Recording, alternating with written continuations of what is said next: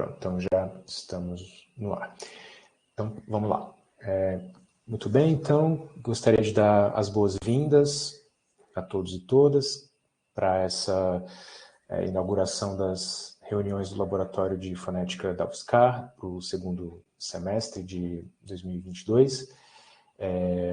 E aí a gente vai inaugurar esse semestre com uma palestra da professora Amanda Posto da Silveira, que, enfim, passou uma temporada com a gente na UFSCar e é membro do laboratório, mas agora está na Federal de Jataí, que era um campus avançado da Universidade Federal de Goiás, mas agora vai ser sua própria sede, né, Amanda?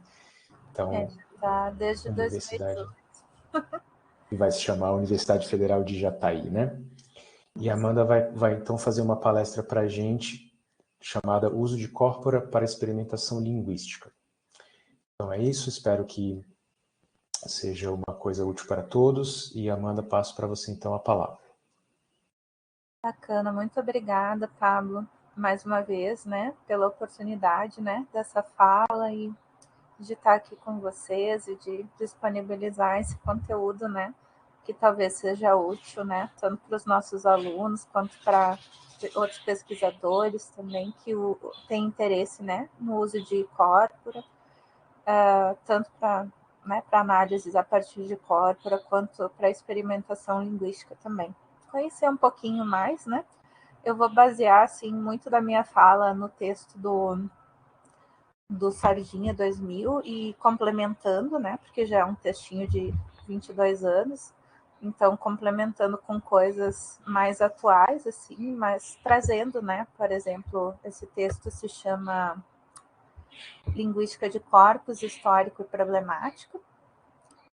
E daí puxando, né, para o nosso assunto mais especificamente, depois que a gente tiver essa basezinha, né, que esse texto nos traz e mais essa complementação, a gente vai para essa aplicação, né, dando sugestões, né, de como a gente poderia, em diferentes áreas da linguística, trazer, né, o uso de corpora e especialmente, né, eu vou mostrar então coisas que eu fiz, né, como para dar uma ideia assim para quem está menos habituado, né, a ver uma estrutura de corpos e tal, né. Então acho que seria isso. E me desculpo por antecipação já aí nesse momento, por exemplo, a interferência ocasional dos meus cachorros. E esse é o ônus de trabalhar em casa, né? Pablo, daí você vai passar para mim os slides ou eu passo? Eu consigo passar? Você mesma consegue passar, Amanda. Então, eu estruturei assim, né, essa fala mais ou menos assim. Eu vou mostrar algumas definições. Ai, que chique, ó, a ponta e tudo mais aqui, gostei. As definições de corpora, de corpos, né, uma historiazinha que talvez a gente não conheça, né, sobre os corpora e a linguística de corpos.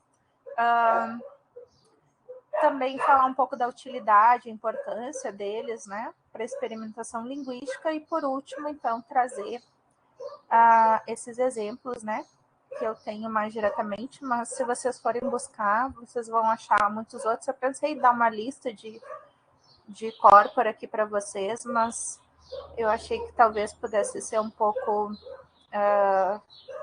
redundante, porque vocês acham essas informações também fácil online, né? Vamos começar. Eu gostaria de fazer também essa fala assim num formato mais assim de diálogo, né, do que eu falar um monólogo assim, que vai ficar meio chato talvez, né? Mas com certeza eu falando algumas coisas vai remeter a algumas coisas do interesse de vocês. Então, gostaria muito dessa interação, seja oral ou seja pelo chat, ok, gente? Então, aqui umas definições de corpos, né? Porque muitas vezes a gente usa corpos e não tem assim essa noção do que se a gente fosse definir o que é um corpus, não vem uma definição assim à mente, né, de primeira. Mas vamos pensar em corpus como uma coletânea de textos naturais, né, ou seja, né, que realmente aconteceram, por exemplo, que a gente pode escolher para caracterizar um estado, né, ou uma variedade da linguagem. Isso é uma definição lá de 91 do Sinclair, né, que também é trazido nesse texto do Sardinha. Então, essa ideia de corpus como coletânea, né, corpus como um banco de dados, né, linguísticos, né. Então, corpus também pode ser definido como um corpo de linguagem natural, autêntica. Essa ideia de autenticidade é muito importante, né? Vocês estão ouvindo meus cachorros tão alto quanto eu estou ouvindo aqui? Ai, desculpa. Então, essa ideia do corpo ser de fala autêntica é uma ideia muito interessante, né? É o que mais se aplica, embora muitas vezes a gente pode também pensar em linguagem sintética e também linguagem, por exemplo, palavras criadas como não palavras, né? Mas, assim, o corpus, nessa definição de 91, se define como uma linguagem natural e autêntica que pode ser usada como base para pesquisa linguística. Né? Daí vem uma ideia que a gente vai discutir depois também, né? A questão do corpus e da linguística de corpus ser base, né? Para análises de outras áreas da linguística, ou a linguística de corpus ser uma ciência e uma área em si, né? Isso é interessante, que aqui a gente vê como uma definição que é usada como base para a pesquisa linguística, e não a pesquisa linguística em si, né? Estou trazendo essas definições, né, para a gente avaliar, questionar também, né? Se o Pablo quiser interferir, fica à vontade também, tá, Pablo? Outra definição. Corpus é um corpo de linguagem natural. Tá, isso já estava. Não, desculpa. Então, é um conjunto de dados linguísticos, né? Pensando já no banco de dados, né? Pertencentes ao uso oral ou escrito da língua, ou a ambos, né? Mas ainda não incluindo coisas como gestual, como, né, tanto de linguagem falada quanto sinalizada, né? Então, não inclui isso aqui nessa definição. É sistematizado segundo determinados critérios, né? Ou seja, que você vai pré-definir, né? Suficientemente extenso, né? A ideia de extensão do corpus. Quando a gente pensa em corpus, a gente pensa numa grande quantidade, né, de dados em amplitude e profundidade, de maneira que sejam representativos, né, da totalidade do uso linguístico, né? A gente quer, na verdade, isso aqui é interessante, né? A questão da representatividade, né? Como se fosse uma simulação mesmo, né? Dessa totalidade, né? Do uso linguístico. É isso que a gente pretende com os corpora, né? Porque justamente a gente não consegue aprender a linguagem como um todo. A gente faz um corpus, né? Com a intenção de ter uma amostra desse todo, né? Muitas vezes. Não sempre, né? Dependendo, porque corpora podem ter diferentes finalidades, né? Então, ou de algum de seus âmbitos dispostos de tal modo que possa ser processados por computador com a finalidade de propiciar, né, resultados vários e úteis para descrição e análise, né? A ideia de também que os corpora possam ser processados por computador, né? Então, essas são algumas definições. Isso vai ao encontro de alguma coisa que vocês já conheciam a respeito do assunto? Ou isso é totalmente novo para quem está ouvindo esse tipo de definição de corpos? Para mim é algo novo, Amanda. É bastante novo. Já, mas não tinha visto assim a definição e entendido dessa forma. Tá certo. Mas a gente ainda vai elaborar essa ideia. Mas bacana, obrigada pelo feedback. Ó, o Ítalo está dizendo que é novo. Ah, Ítalo, coisa boa que você conseguiu participar. Estou bem feliz. Então,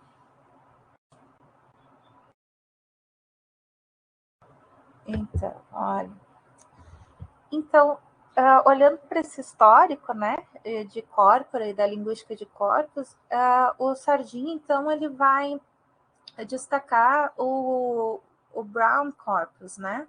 Olha o ano que ele foi criado, 1964. Esse foi o primeiro, por que ele é importante, né? O primeiro corpus computadorizado. E ainda computadorizado, né? Vocês não têm a ideia de computador dos dias de hoje, não. Olha só como é que ele era, né? Tipo de computador que eles processaram, né? Esses são computadores dos anos 60, né? Então, né, com toda a dificuldade, né, que um tipo de processamento desses tem, né? Olha o tamanho do processador, né? Então, o Brown University Standard Corpus of Present Day American English, né?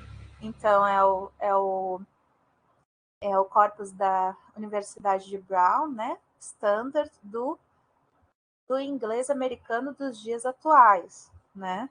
Então, esse corpus também, ele existe ainda hoje, ele é constantemente atualizado, né?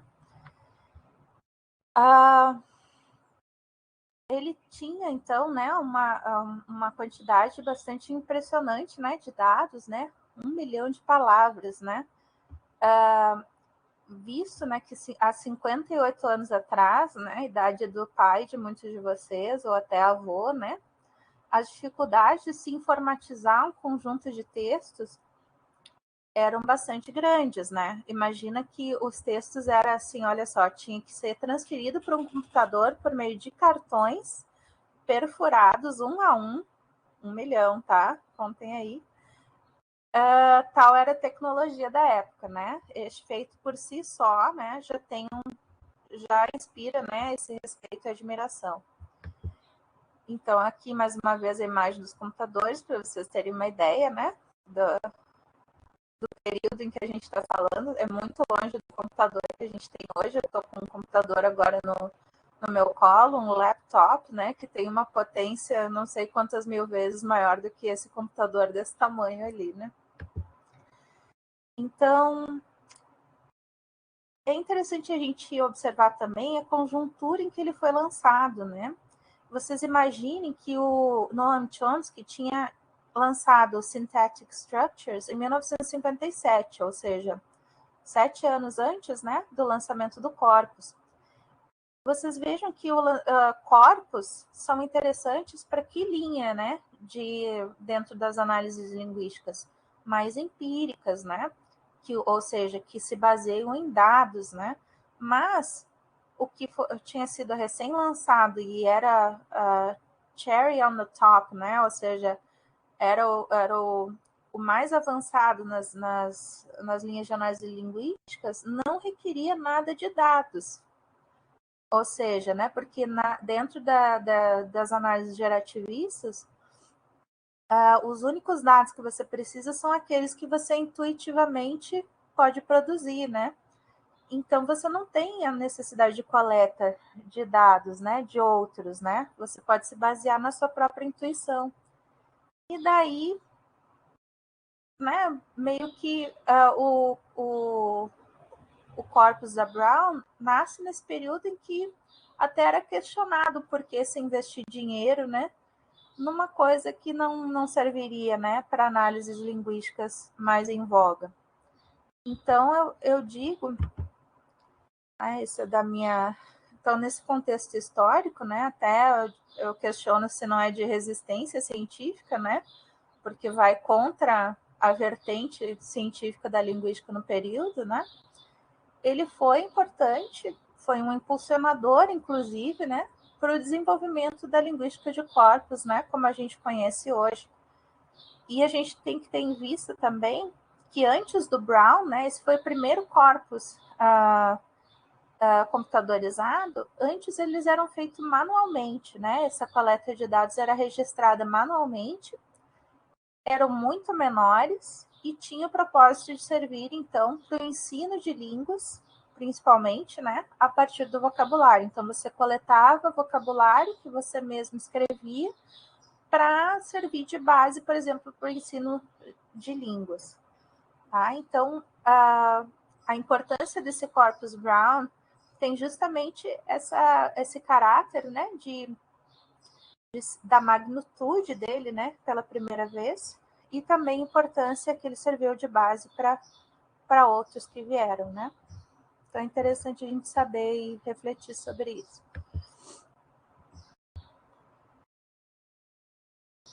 Então, se a gente fala de linguística de corpos, né?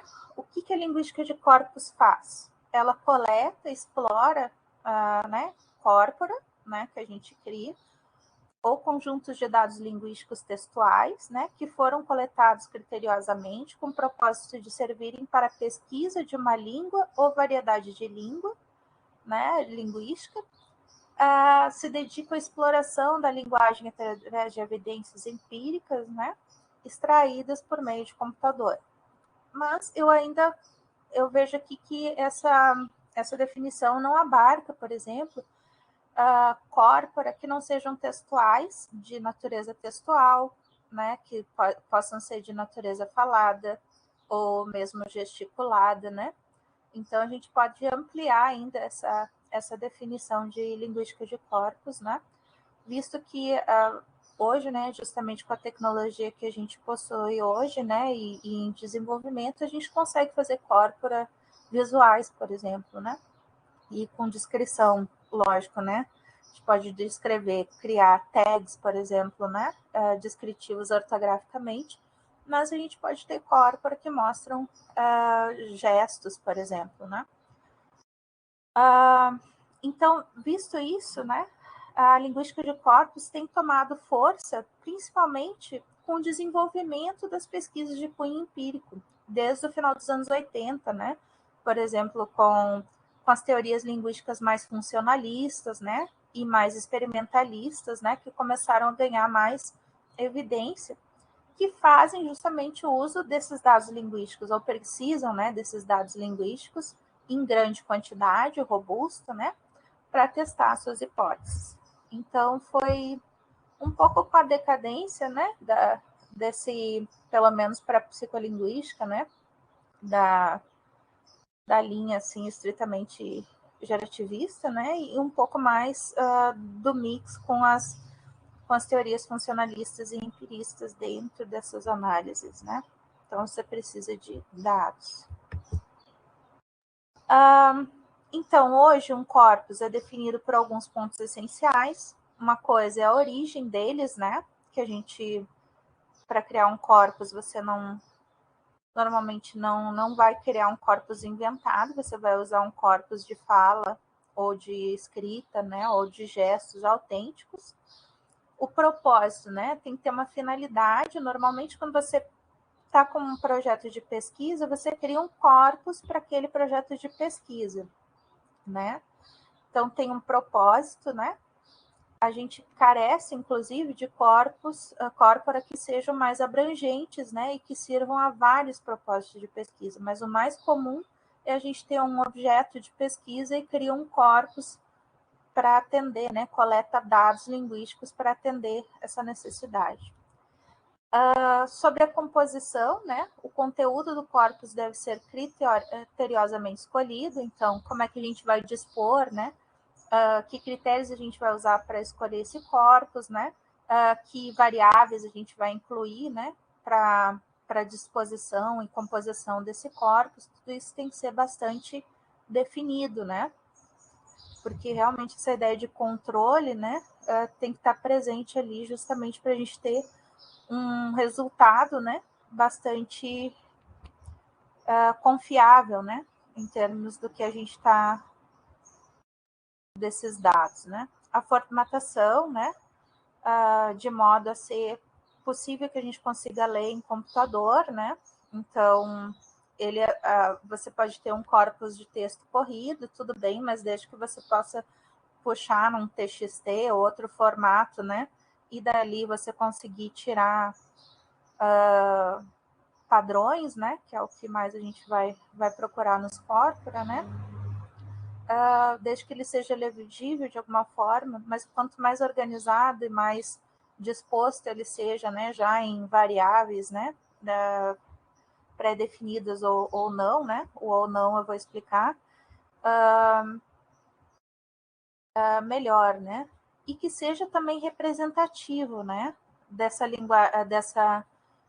língua variedade. Para ele ser representativo, a questão da representatividade está muito ligada ao tamanho do corpus, né? Então a gente vai dizer que mais representativo um corpus é quanto maior ele seja, né? Então mais padrões a gente vai conseguir, né? Mais confiável vão ser esses padrões, maior o número de dados que linguísticos você tenha nesse corpus, certo? Sim, não? Amanda, posso fazer uma pergunta? Pode fazer, mas como eu não sou assim super especialista em corpos, eu não, né, eu tenho esse interesse, mas não sei se eu vou conseguir te responder. Então tá. Não, mas enfim, também uma curiosidade, também tô longe de ser um especialista. Se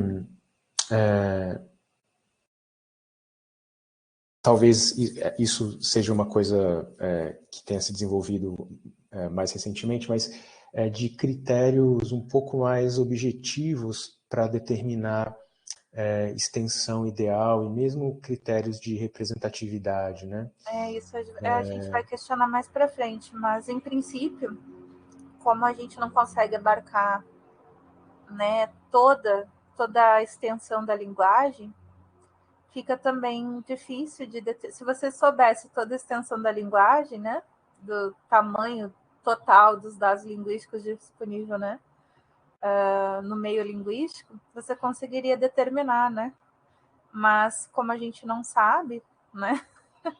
Sim. Então fica um pouco assim, em termos de estatística, né? Delimitar, justamente isso né? que eu ia perguntar, principalmente pela questão da extensão, porque tudo bem que hoje pode ser tecnologicamente relativamente simples você, sei lá, passar de coletar 1 milhão para 1 bilhão de palavras, por exemplo, se você estiver contando palavras como, se estiver usando palavras como unidade.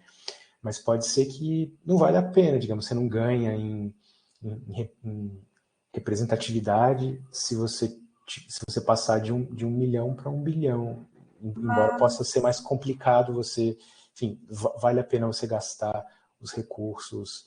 Eu concordaria contigo se a gente pensasse que a língua não muda, por exemplo, eu concordaria contigo que não valeria a pena 1 bilhão em relação Não, a eu não estou falando que não vale, assim, estou dizendo que se faria uma existe algum diferença, né, nos critério para padrões. você dizer o seguinte, olha, porque principalmente se você, e aí claro que a extensão interagiria com representatividade em algum momento, porque por exemplo, talvez seja muito mais fácil você conseguir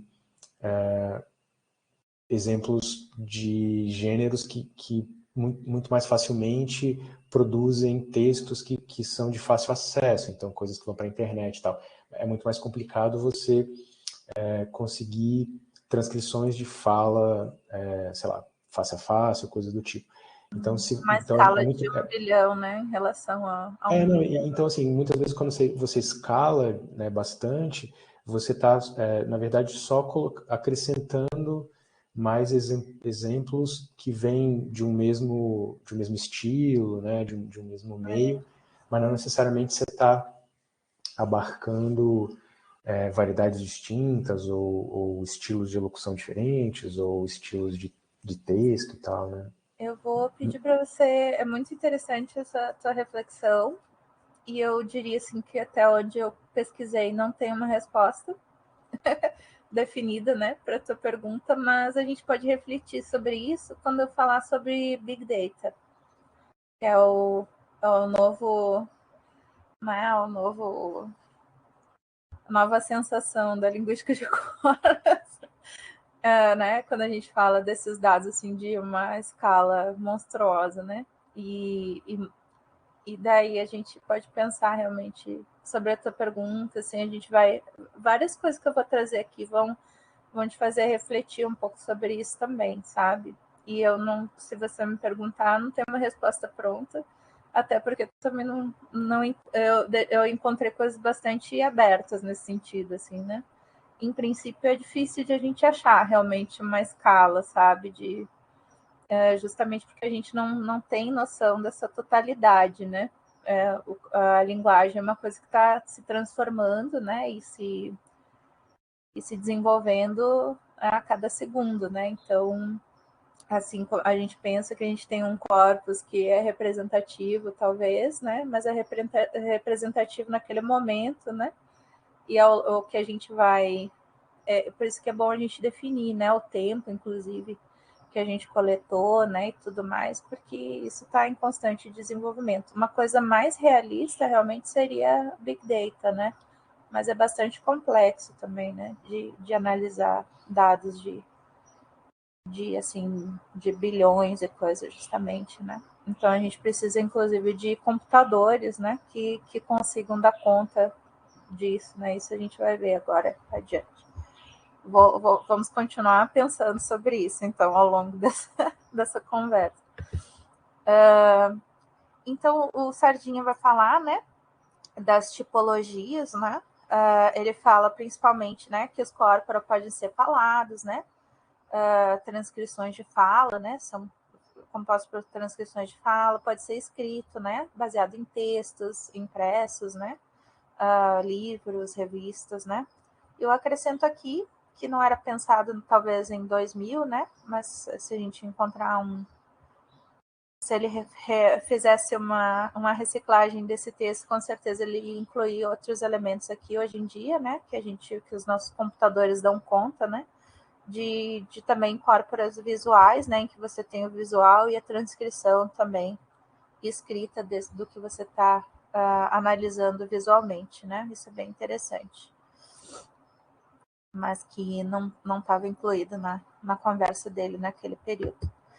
Também do tempo, né? Isso que eu falei para o Pablo, né? Porque como as coisas são bastante mutantes, né? Dentro de linguagem, a gente pode definir espaços, né, de tempo em que esse corpus representa, né, por exemplo, sincrônico, né,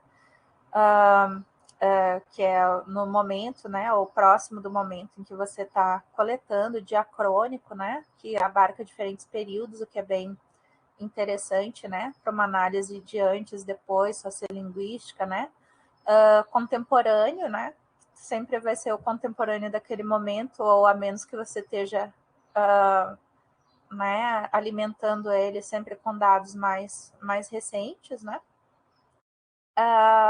E o histórico, que é muito interessante para a linguística histórica também, né? A linguística histórica se usa muito, né? Se faz uso muito de corpos de período, então jornais de época, sei lá, contratos de 1600 e alguma coisa, né? Daí tem todo um corpus disso, né? E ali você tem, né, de escrita, pode deduzir até fonologia a partir disso, né? Bastante interessante o que a linguística de corpos pode fazer também. Infelizmente, a gente tem poucas universidades, né, que trabalham com linguística histórica, né, no Brasil, mas é uma linha bem interessante que se utiliza bastante de corpora, né?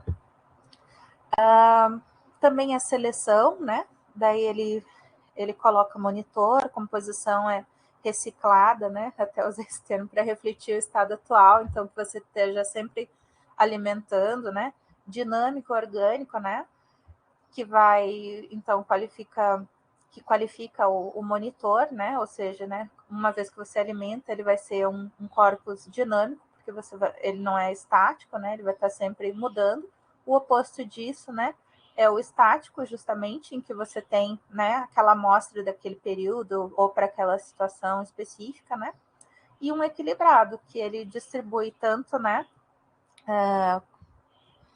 diferentes gêneros, né, quantidades, né, que sejam balanceadas dentro desse corpus. E daí, dentro dessa qualificação de seleção, né, eu trago o Big Data, essa definição, né, que realmente Big Data não seria seleção nenhuma. É justamente você pegar tudo que tem e você conseguir tirar padrões disso. Essa quantidade absurda de dados, né, ou seja, que o Big Data traria, já te dá, por exemplo, as variáveis e encontra padrões. Para isso, você precisa de um algoritmo maravilhoso para conseguir fazer isso, e também talvez até computadores mais potentes, inclusive, né? Deixa eu definir, porque daí talvez a gente consiga discutir essa ideia melhor. Então, a definição, né? São dados com maior variedade, ou seja, toda a variedade que existe, que chegam em volumes crescentes e com velocidade cada vez maior, né? Então, ele é definido pelos 3 Vs: volume, velocidade e variedade. Isso define, inclusive, né, essa mutabilidade da linguagem, né? E ela vem de de origens múltiplas, né? Numa velocidade muito grande e numa variedade muito grande, né? Então, o Big Data é um conjunto de dados, né, maior e mais complexo do que a gente está acostumado, né, dentro da linguística de corpos até agora, né, especialmente de novas fontes de dados, né, ou seja, Facebook gera muita coisa, Twitter gera muita coisa, a busca do Google gera muitos dados,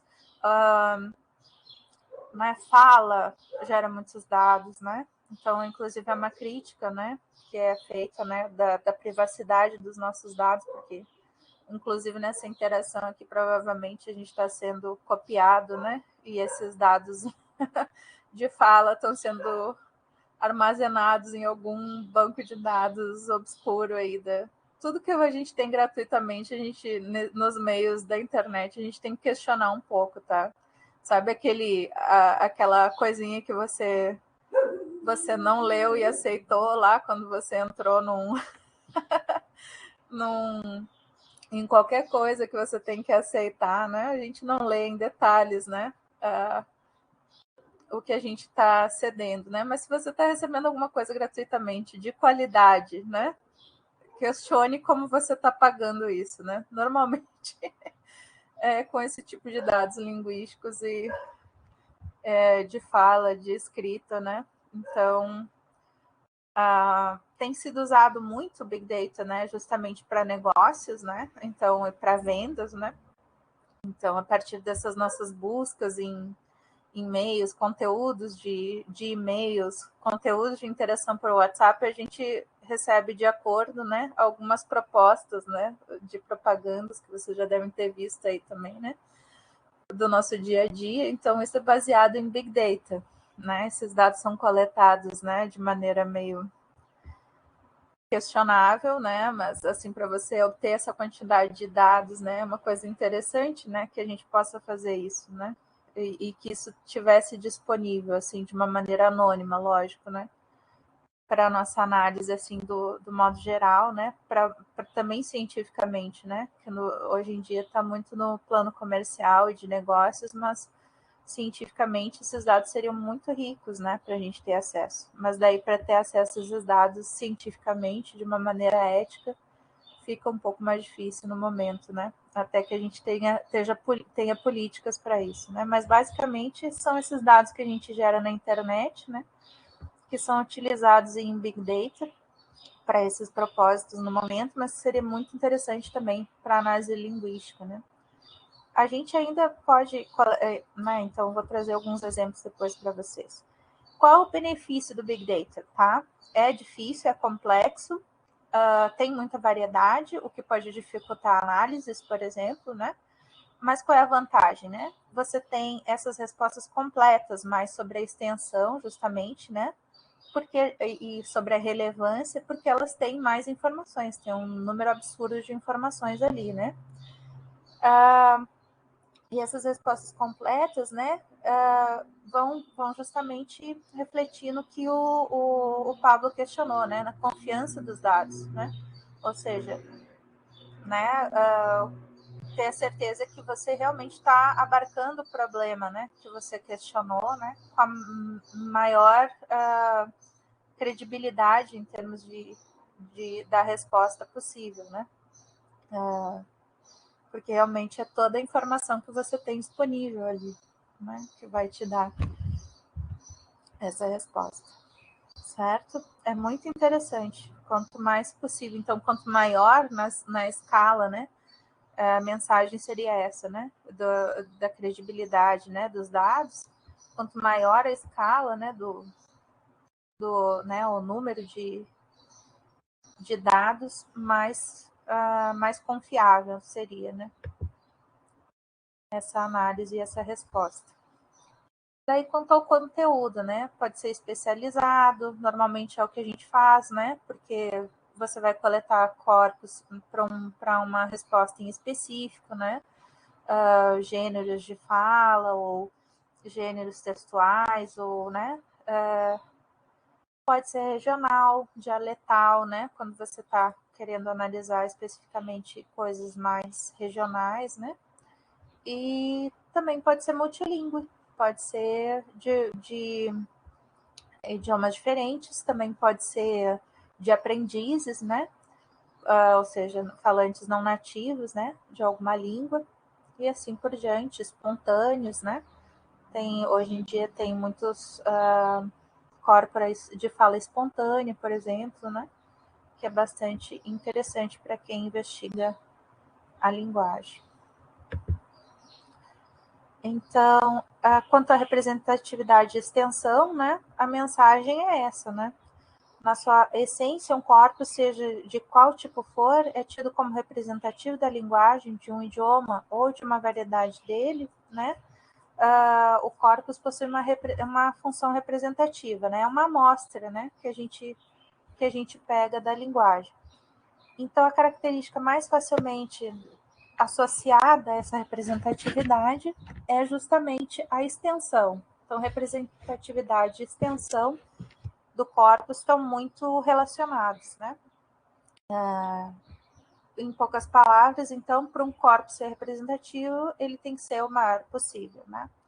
E aqui a gente pode destacar ainda, né? Mas isso a gente pensando, né? Isso só vai ser relevante, interessante, essa definição, né, de corpus para análises, né, linguísticas que pensem a linguagem como um sistema probabilístico, né, de alguma forma. Daí tem vários modelos, né? Pode ser dentro da gramática sistêmico-funcional, né, do Halliday, pode ser dentro da linha, né, mais psicolinguística, dentro do conexionismo, dentro do modelo de exemplares, modelos dinâmicos, daí tem vários no momento, né.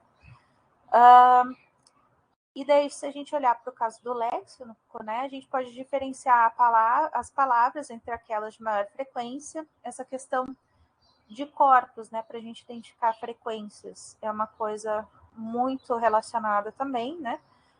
A gente vai ver a importância disso para um sistema linguístico, né, a partir das frequências em que ele aparece nesse corpus, né, nos padrões que a gente vai encontrando como mais importantes, mais usados, né, a importância nesse caso, né, devido à frequência, né. Então, mas nessa questão, quando a gente tem um corpus meio limitado, dizer o que é maior ou menor frequência são conceitos bastante relativos a esse tamanho, né? Então, quanto maior a quantidade de palavras, maior é a possibilidade de que as palavras de baixa frequência, por exemplo, apareçam, né? Porque, por exemplo, se você tem um corpus pequeno, daí as palavras de alta frequência e baixa frequência vão aparecer quase iguais, né? Mas se você tem um corpus grande, você vai ver quais palavras de fato são, por exemplo, muito frequentes e pouco frequentes, né? Isso você não tem noção se o corpus é pequeno, né? Ou tem uma coleta de poucas ocorrências, digamos, né? Então, quanto maior o corpus, maior essa relação entre as frequências, né, das palavras também. Isso é muito importante quando a gente fala, por exemplo, de dados de aquisição da linguagem, de dados de fala espontânea, inclusive, né, que vão ter efeitos, né, na produção dessas palavras, quanto mais frequentes ou menos elas são, né, mas a gente não vai ter noção disso, a menos que a gente realmente encontre, né, essas relações com a frequência das palavras no corpus. Então, no caso dos sentidos das palavras também, né? Isso em aquisição da linguagem, né? Vai ter muita relação, por exemplo, com a frequência com que essas palavras aparecem no léxico, né? Mais forte vai ser a relação com o significado em detrimento de outros, né? Daí ele traz esse exemplo aqui, por exemplo, serviço, né? Serviço é uma palavra que nós usamos muito, mas no sentido de servir, né? De prestar algum trabalho, alguma coisa, mas menos quando a gente fala de saque do vôlei ou do tênis, por exemplo, né? Que a gente fala de serviço também, mas é bem menos frequente, né? Então, a frequência, vocês podem ver com esse exemplo que realmente tem um impacto muito grande, né? No estabelecimento, né, de significados no nosso sistema linguístico. Amanda, e tem uma questão também, nesse caso, que é preciso tomar bastante cuidado com... Na verdade, você tem muito claro os materiais que compõem esse corpus, né? Porque esse exemplo que você dá dos sentidos que são mais frequentes ou menos frequentes, ele é bastante interessante e, na verdade, muito difícil de você controlar sem uma análise semântica mais ou menos automatizável, né?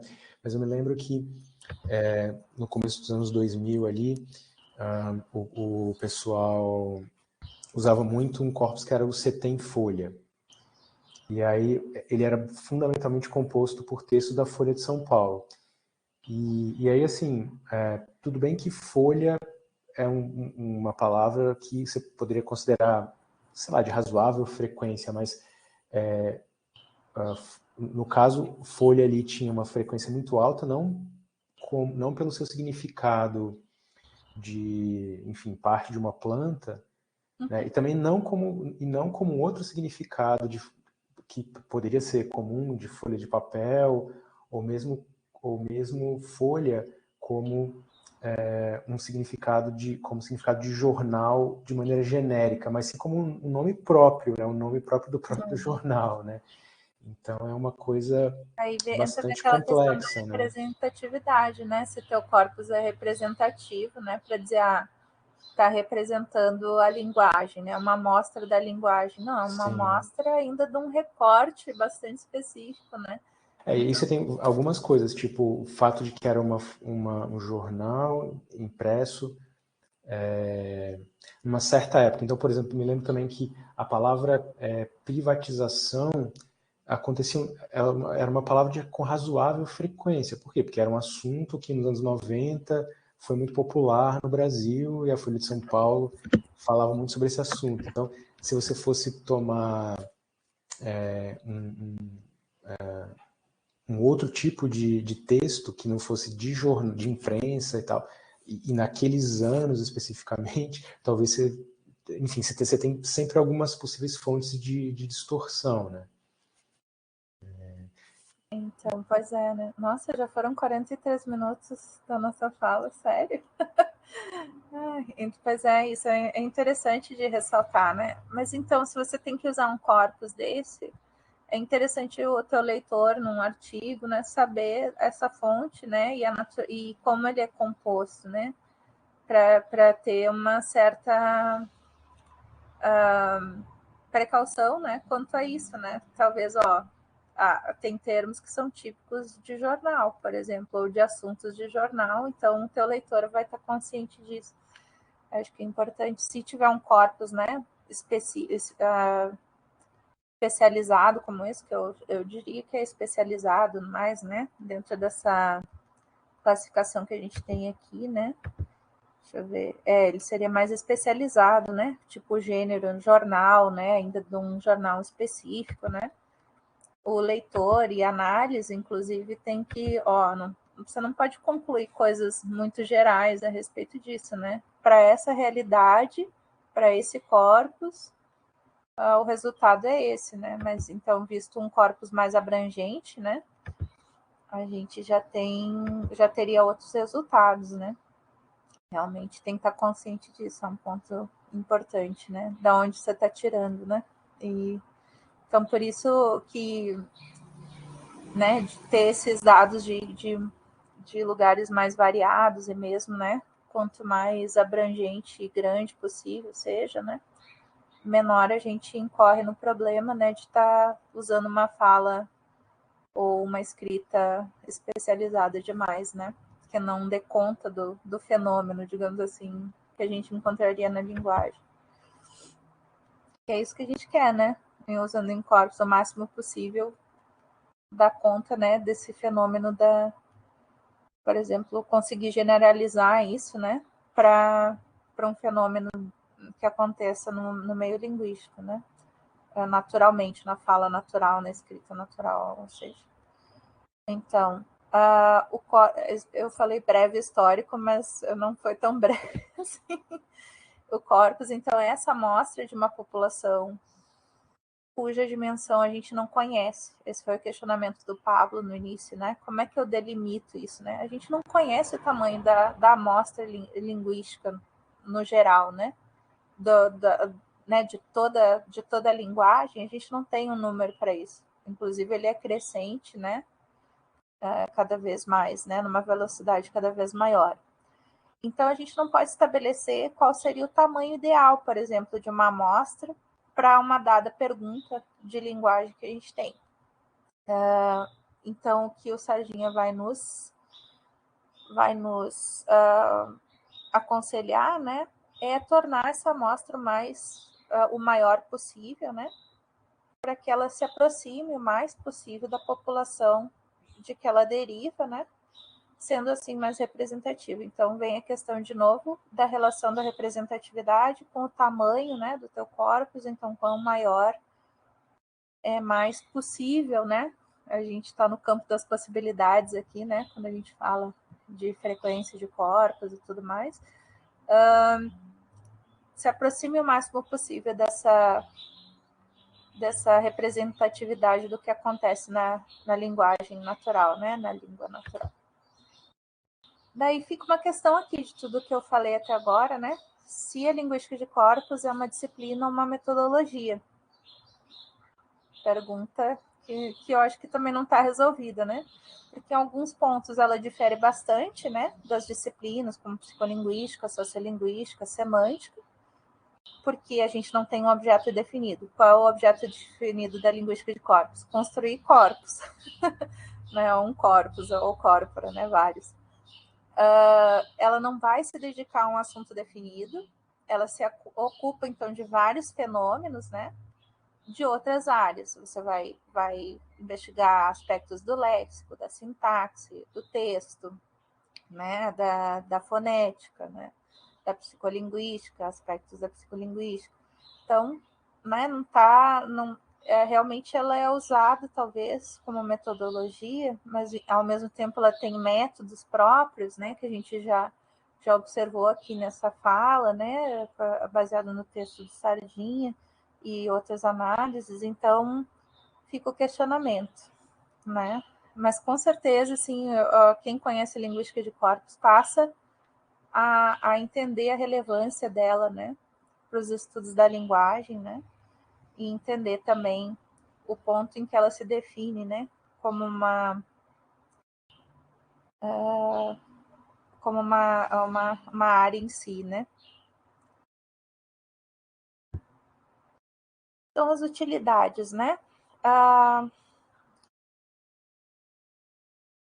Tem um crescimento da área de pesquisa, né, que são privilegiados pela linguística de corpos, e tem 4 concentrações. Quem é que se utiliza da linguística de corpos? Quem precisa de uma compilação de corpos, quem precisa de desenvolvimento de ferramentas, quem quer fazer descrição da linguagem, quem precisa de aplicar justamente um corpus, né? Ou seja, no ensino de línguas, no reconhecimento de voz, em tradução, em entender processamento da linguagem e assim por diante.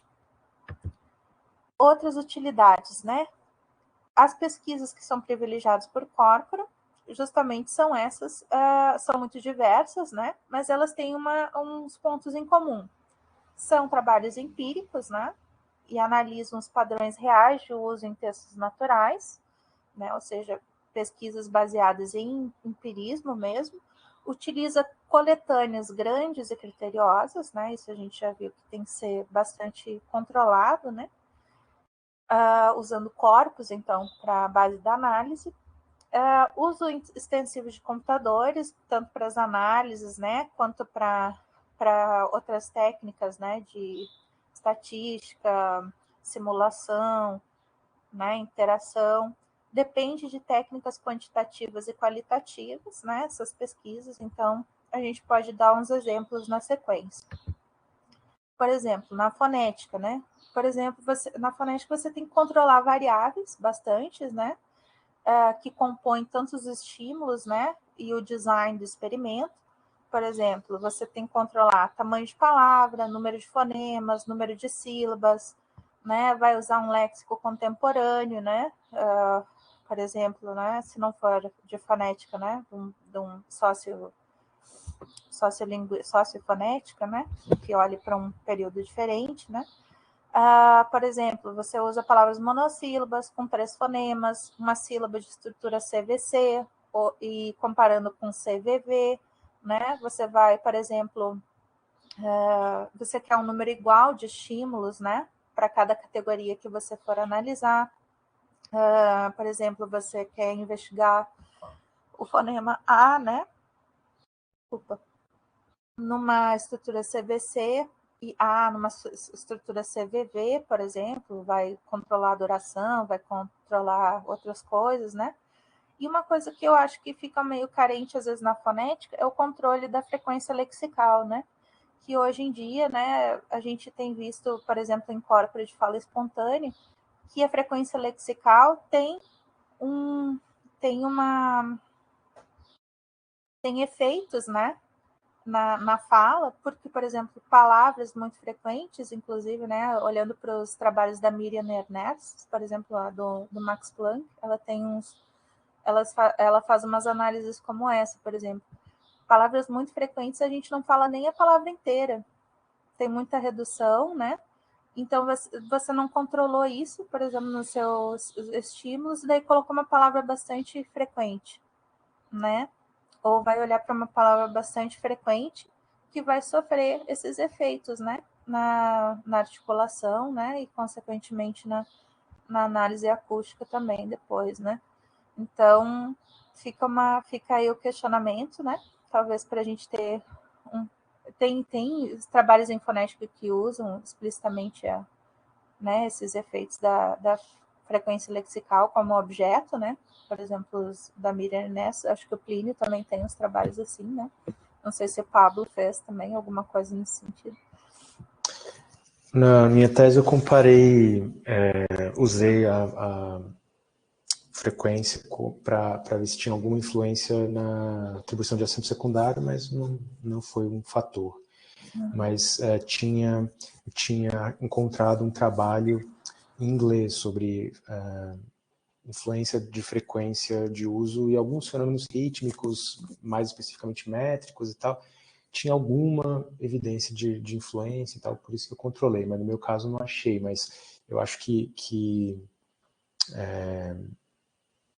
sim, é uma variável para a gente levar em conta, certamente para fenômenos de redução e tal, é uma coisa que pode, com certeza tem alguma influência, né? Acho até que falta talvez um trabalho meio não sei se tem, né, mano? Não sei se você conhece, que meio que faça um apanhado do que já se sabe sobre efeitos de frequência em implementação fonética e tal. Não sei se alguém já fez um trabalho de meta-análise ou Eu sei desses revisão trabalhos da bibliográfica. Miriam, né? Da Miriam Ness que ela fez, né? Comparando palavras assim, pegando também nesses corpora de fala espontânea, né? O que aparece com bastante frequência, e palavras daí comparando, né, com que é também corpora maiores, assim, né, de fala, né, tipo, mostrando que palavras são bastante frequentes, que aparecem também no corpo de fala espontânea, e daí a análise fonética deles, né, bem interessante esse trabalho dela, tem que me lembrar qual é exatamente, mas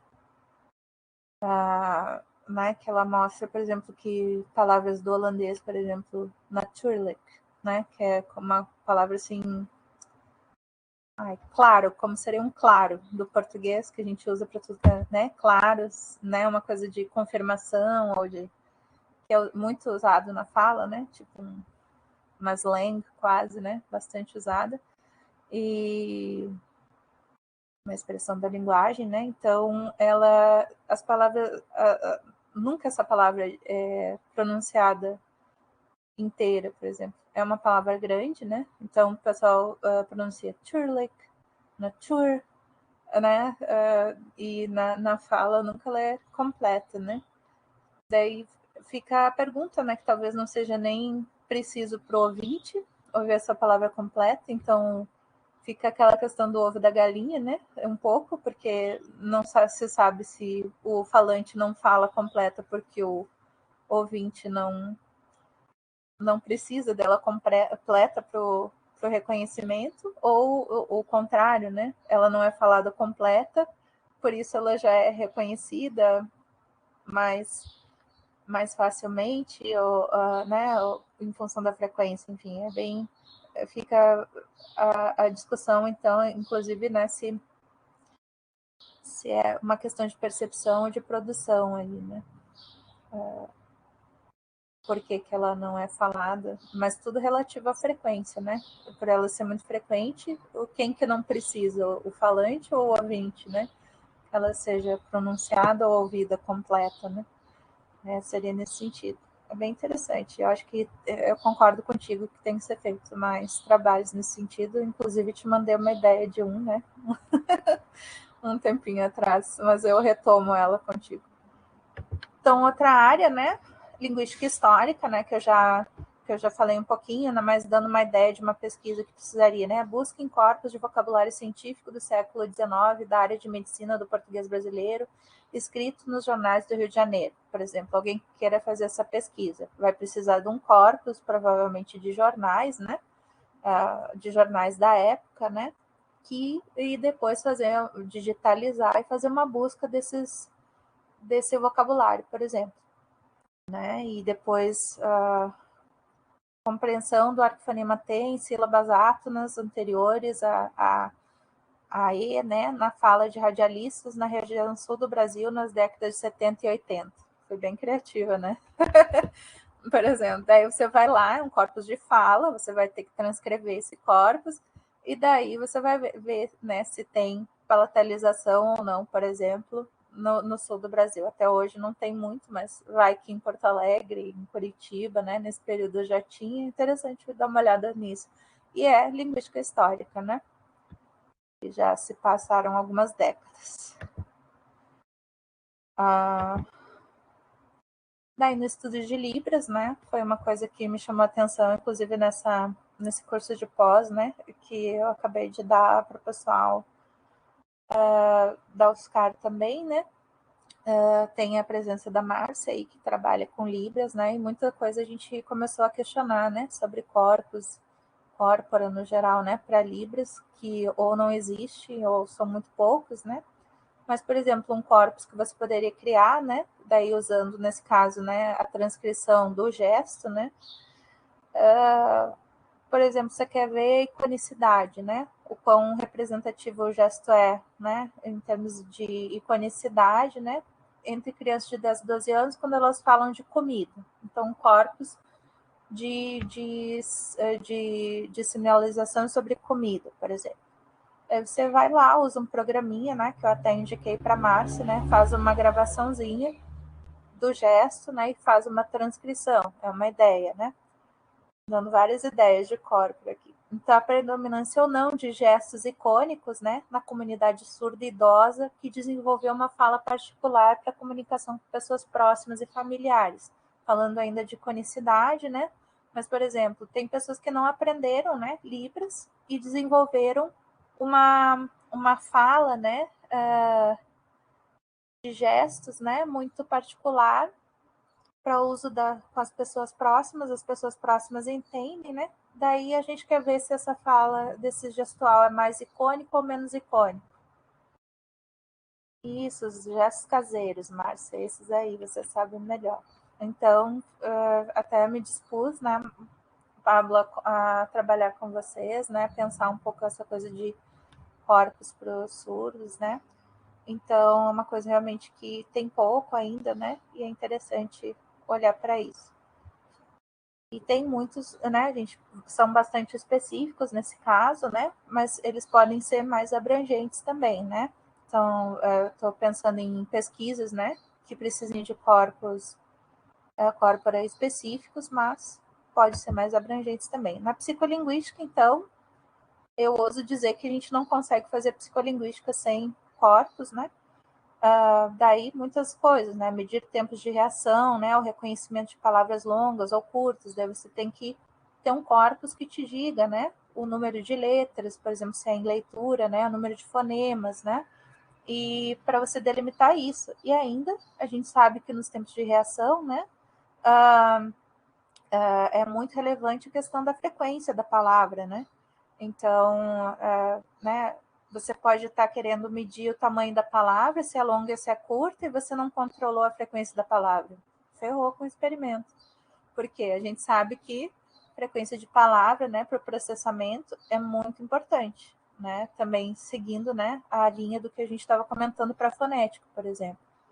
Né? Então,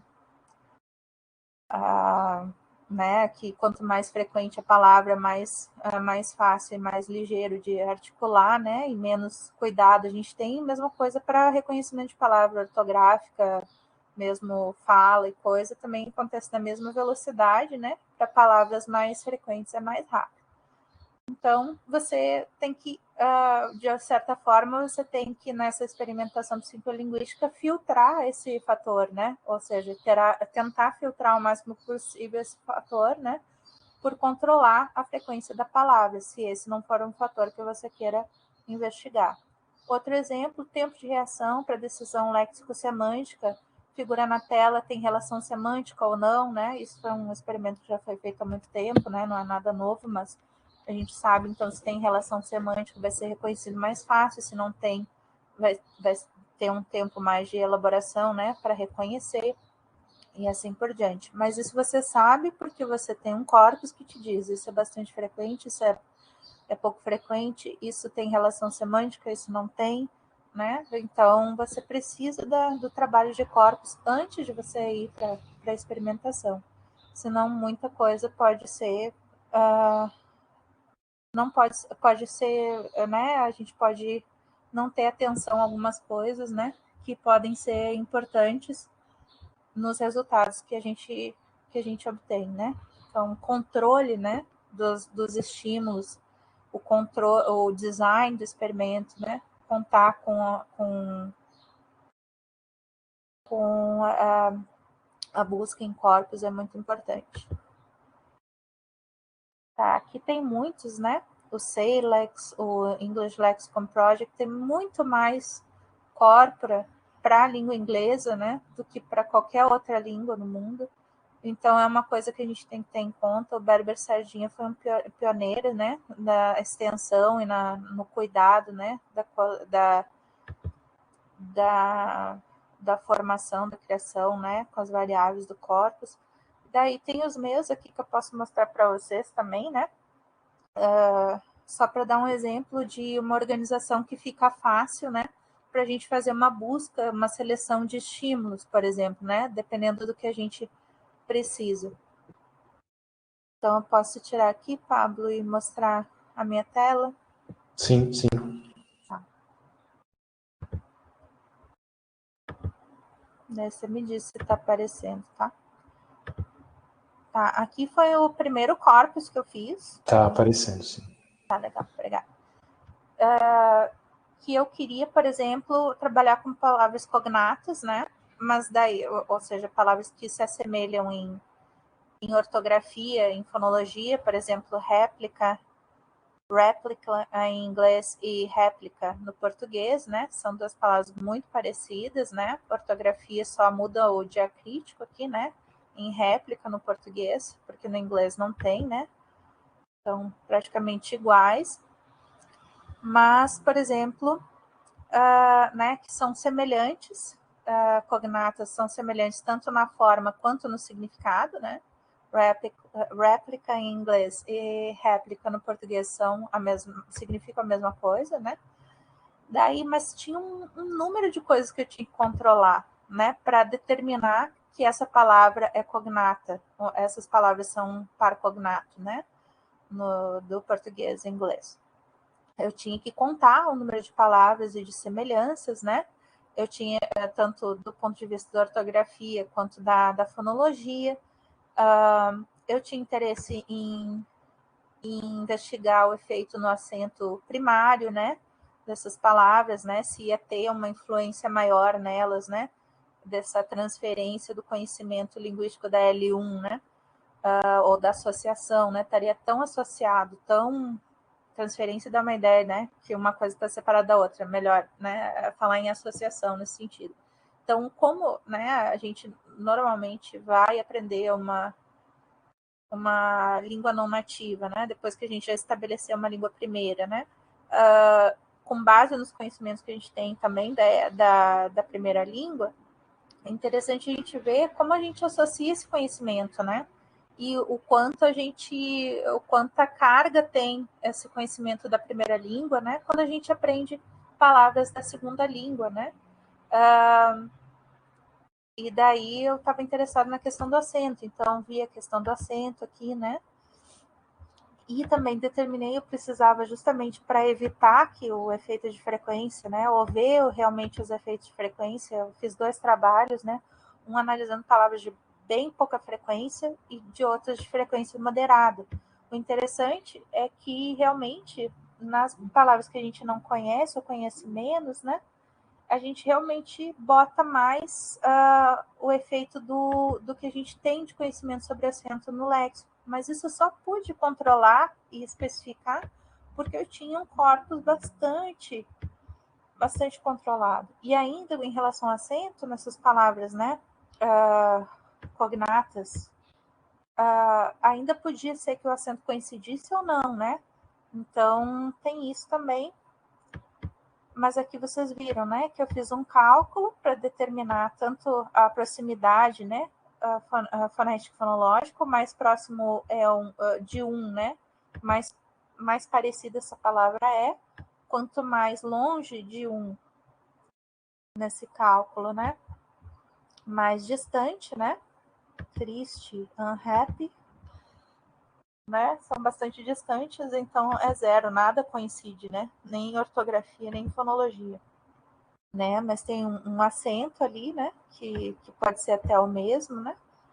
Então, essas coisas é o corpus que te traz. Isso daqui, sem fazer isso aqui, eu não poderia afirmar absolutamente nada na minha experimentação.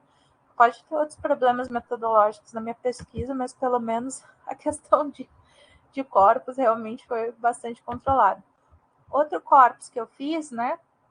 Fiz outros 4 corpora, mas né, um para o português, outro para o inglês americano, outro para o inglês britânico, foi esse aqui, que eu acho que é uma coisa que eu tenho que disponibilizar, talvez muita gente possa estar precisando desses dados aqui também para pesquisas de múltiplas, né, muito diferente talvez do que eu fiz, mas que sirva, né, isso é interessante também.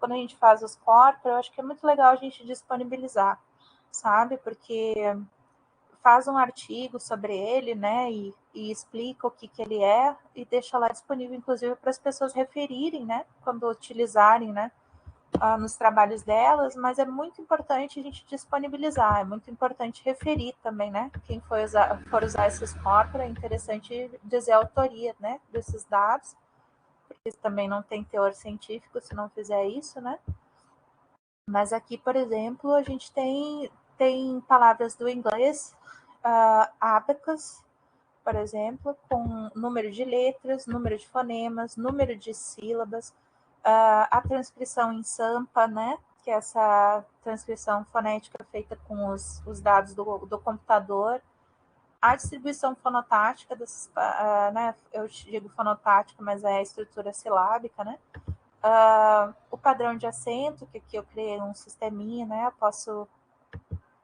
deixar isso claro também quando for disponibilizar. E a frequência dessa palavra por milhão, né? Então, é interessante olhar para isso, assim, pode ser útil para outras pessoas, né?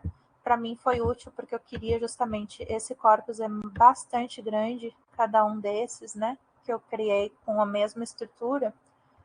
Então, tem 40.412 palavras, mas está baseado em número de ocorrência que vai da escala quase de, né, meio bilhão aqui, 436, 166, 436 milhões, 166 mil, 899, né? Então, é um número bastante grande de ocorrências, né?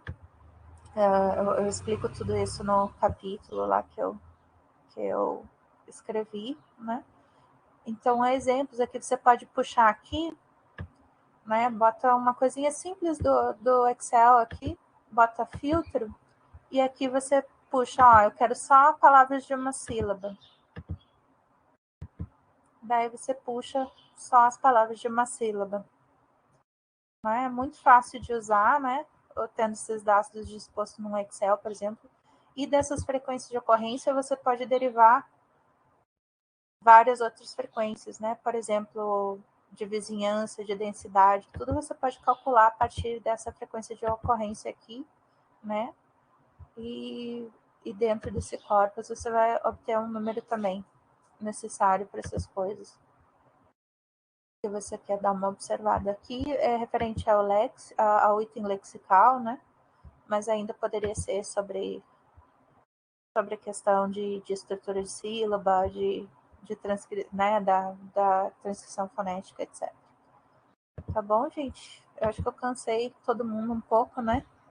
Eu pensei assim, Pablo, eu não vou ter o que falar tanto assim sobre. Olha só, 1 hora e pouco falando, né?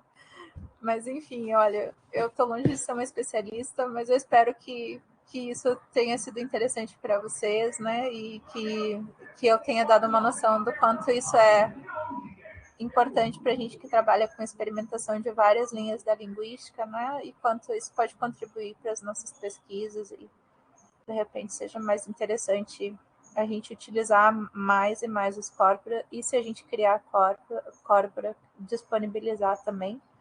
Inclusive, isso eu me comprometo a fazer, né? Através da minha página e da página do laboratório, eu vou mandar para o Pablo, né?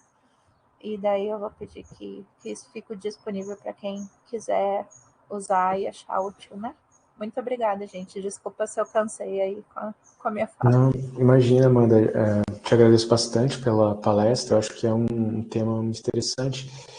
E acho que, assim, a apresentação, eu acho que discutiu essas questões básicas, mas eu acho que você colocou uma ênfase em por que para um experimentalista, digamos, alguém com um perfil experimentalista, corpus é tão importante, porque, como você falou, você tem 1000 utilidades para um corpus, né? Então você pode, enfim, estar interessado em descrever padrões sintáticos, morfológicos, etc. E acho que você deu os exemplos mais específicos que você deu levam para isso, como um experimentalista tiraria proveito de um corpus, né? E acho que, como você falou também, é uma questão, por exemplo, da frequência lexical, uma variável subestudada, né? Subcontrolada, na verdade, nos experimentos. Acho que deixa bastante claro a utilidade, assim, muito clara a utilidade e a importância, né, de recursos como esses para a gente ter uma caracterização mais realista, inclusive, né, uma variável que não pode ser ignorada, né, assim, ela pode ser, enfim, deixada de lado por alguns estudos, mas não pela área como um todo, né, você pode... Muitas vezes, né, Pablo, eu acho que a nossa tradição de análise linguística é menos empírica, né, do que talvez em outros lugares já esteja sendo, né? Então, eu fico feliz que eu consegui trazer esse, né, para o público experimentalista, mas também para os aspirantes, né? A também quererem usar mais corpora, né? E entenderem essa importância. Eu fico feliz que isso tenha sido alcançado. Foi ótimo, te agradeço.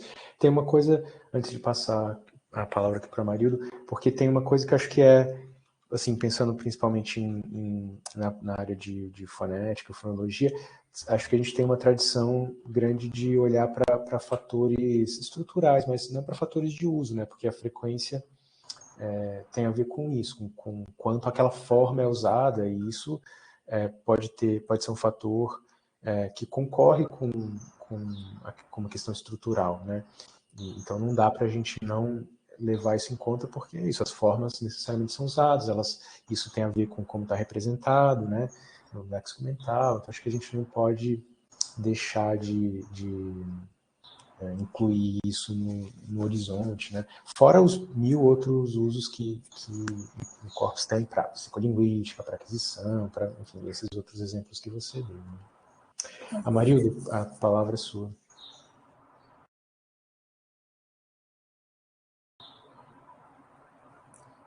Dele.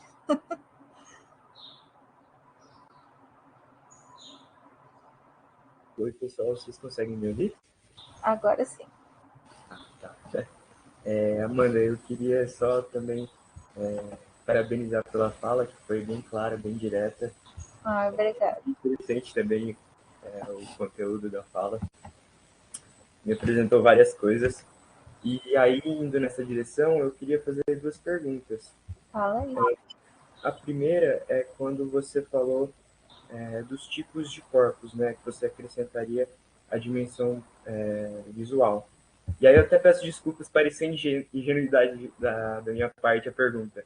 Mas pensando então nessa dimensão visual, eu fiquei pensando nessa relação da linguística de corpos, por exemplo, com as línguas de sinais, com Libras. E aí eu fiquei pensando se tem poucos estudos, né, relacionando, mas ainda é possível fazer essa relação, por exemplo. Sim, eu não sei se você ouviu que uma parte você não estava aqui. Eu dei uma olhadinha no chat. Eu falei especificamente sobre isso, né?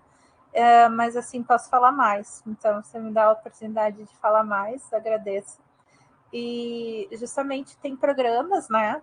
De coleta de dados, por exemplo, um até que eu passei para a Márcia, o ILAN, que é muito usado com crianças, né? Justamente porque criança, assim, né? A gente precisa muito ver essa relação, né? Da ação com produção linguística, com gesticulação também. Ou ainda com povos originários, né? Ainda é outro exemplo, né? Com falas de línguas originárias, né? Mas também com a questão da Libras, né? Você pode fazer a gravação e colocar no ILAN, ou fazer a gravação com o próprio ILAN, se não me engano. E daí você pode, por exemplo, estar gesticulando aqui, você consegue colocar um tag e escrever que palavra é ou que expressão é, ortograficamente.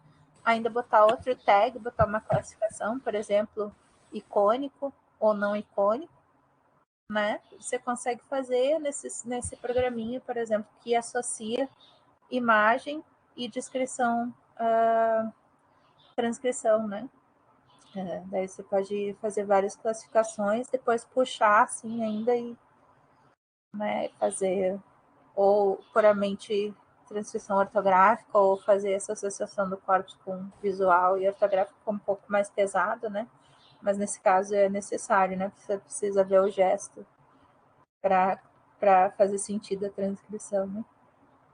Então dá para. E também para. Eu sei que você tem interesse em análise do discurso. A análise do discurso se beneficia e muito, né? Por exemplo, de uma análise de corpus, por exemplo. Você pode pegar todos os textos que você está analisando, ou o tipo de texto que você está analisando, botar num programa tipo né, fazer digitalizado isso, né? Ou se não tiver digitalizado, digitalizar. Isso uma aluna minha, Tainara, fez com livros didáticos, né? Vai ser um corpus bem interessante. E daí você digitaliza, ou então, se já está digital, melhor ainda, bota num programa tipo Wordsmith. Né? O Wordsmith é um programa que você consegue pegar frequências assim de palavras. E às vezes, para análise do discurso, isso é muito interessante, né? Porque a frequência de algumas palavras ou de palavras que estejam no mesmo campo semântico que você está analisando, né? Para essa análise de discurso, pode dar assim um fator, um teor quantitativo, né, de suporte para tua teorização, né? Fica uma argumentação mais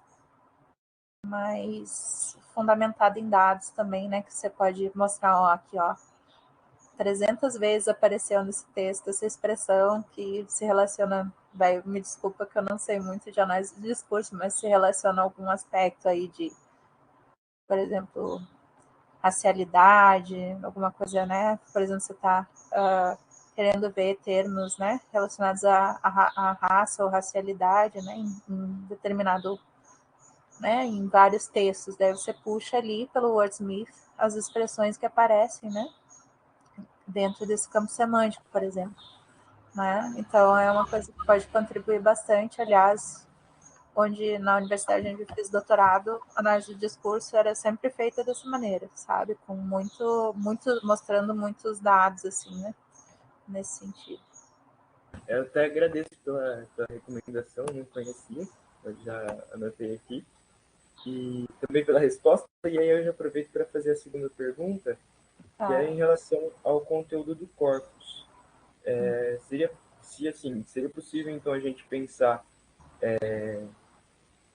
por exemplo, num corpus constituído de diferentes tipos, por exemplo, um corpus visual, com algum conteúdo assim sobre Libras, e um conteúdo mais textual, e trabalhar com esses dois corpos simultaneamente, isso seria Você possível? viu ali, né, que a gente comentou que pode ser corpus baseado em fala, né? De fala, pode ser corpus, por exemplo, né? O exemplo dessa minha aluna que está querendo analisar termos que estão dentro de livros didáticos de uma faixa etária, né? De escolarização. Céu é o limite, né? Para o tipo de... Mas daí a característica do corpus é sempre ter essa questão de controle, né? De você ter, então, fazer uma lista, fazer, né, classificar, né, essas palavras que você vai obter dentro desse corpus, né? Ou, se for, né, frequência em texto, né, pode ser uma análise um pouco diferente dessa que eu mostrei, por exemplo, por último, né, que eu classifiquei tudo ali, todas as classificações, todas as variáveis que eu queria observar, dá para recortar e colar isso dentro do R direto, assim, né? Para fazer análise estatística mesmo, eu organizei para fazer análise estatística. Mas, por exemplo, se você pega milhões de textos, né? E você queira puxar desses milhões de textos a ocorrência de palavras, por exemplo, é outro tipo de análise que você pode fazer, né? Outro material, né? Também pode ser gestual, né? É muito interessante, eu acho que essa coisa, a gente pensar nos corpora de imagem também, né? Então, mas é muito pouco ainda, mas está sendo permitido cada vez mais, né? Pela potência dos nossos computadores, né? Hoje em dia, então, sei lá, quando vocês viram os computadores da década de 60, né, do século passado, não permitiam muito, né? Mas hoje em dia, né, a gente consegue armazenar terabytes, né, dentro de um computador só, fora os HDs externos, né, e tudo mais. Então, essa questão de armazenamento e os processadores super rápidos também, super potentes, né, a gente pode fazer com maior facilidade hoje em dia do que há décadas atrás, né? Eu acho que só não foi feito antes realmente por isso, porque não tinha poder, né? Em termos de armazenamento e processamento, né? Nesse tempo que já mudou, imagino que já não vai mudar daqui para frente também. Então a gente já vai, essa papo aqui vai ser obsoleto daqui a umas décadas, né? O texto do Serginho mesmo que eu trouxe, né, traz tantas coisas relevantes para hoje, mas já precisou ser atualizado, né, dentro dos 20 anos aí, né. Sugeri para o Sardinha fazer vai fazer uma versão 2 desse texto, mais atualizada a cada 10 anos, assim. Amanda, obrigado pelas respostas. Obrigada, querido. Fofo você. Muito sucesso para você, viu? Muito bem, então, gente. Então, agradecemos a Amanda pela disponibilidade para fazer essa fala para a gente. E, então, aguardamos, Amanda, a disponibilização aí do material, tal. Quando eu estou para criar uma aba no site sobre recursos, e, enfim, aí posso colocar um link ali para repositórios no OSF, tal, você me passa que eu legal. ponho lá. Então, o teu grupo aí, né, que também for produzindo corpos, tem que publicar esses corpos aí também disponibilizar lá, né? Para facilitar, daí quando acha online, tá lá no laboratório de fonética. Sim. Legal, né? Maravilha. Vou parar então a gravação. Obrigada, gente. Obrigada pela oportunidade também.